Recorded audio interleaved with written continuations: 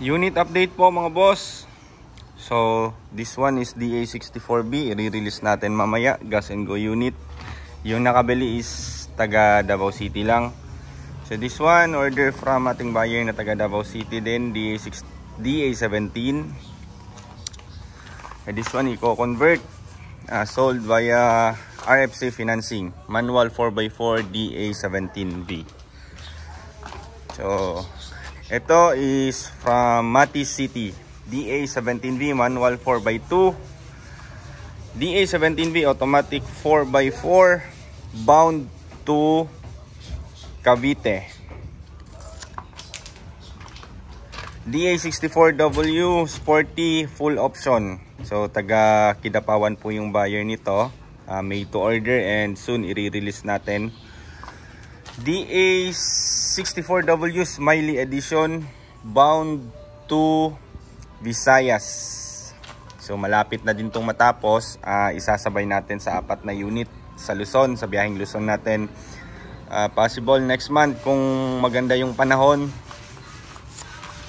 Then sa likod yung mga tinatrabaho natin, DA17V, taga dito lang din sa Davao City. DA17V automatic 4x4 Tiptronic. This one naman battleship gray yung color, naka base coat na. Hindi siya na final spray ngayon gawa ng bad weather. So maya maya parang uulan na. So automatic 4x4 captain seat Tiptronic, naka-lift up po yung unit. So gagawin nating off-road setup to soon. Meron tayong Big Eye DA62W. Yan.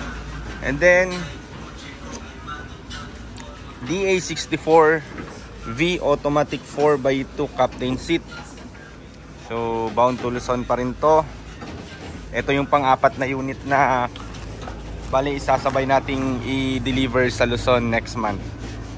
Meron tayong captain, DA17V straight seat, not Tiptronic, straight seat po siya, matic 4x2. So ayan. And then ito yung mga sold units natin last week. So waiting po sila sa turn ng kanilang pintura. Medyo mahina lang po yung progress ng pagpintura natin ngayon kasi nga sa panahon natin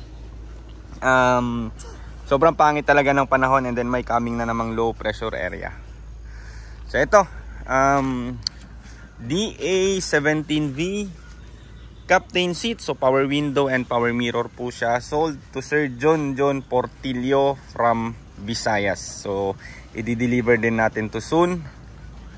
And then manual 4x2 DA17V taga Davao, manual 4x2.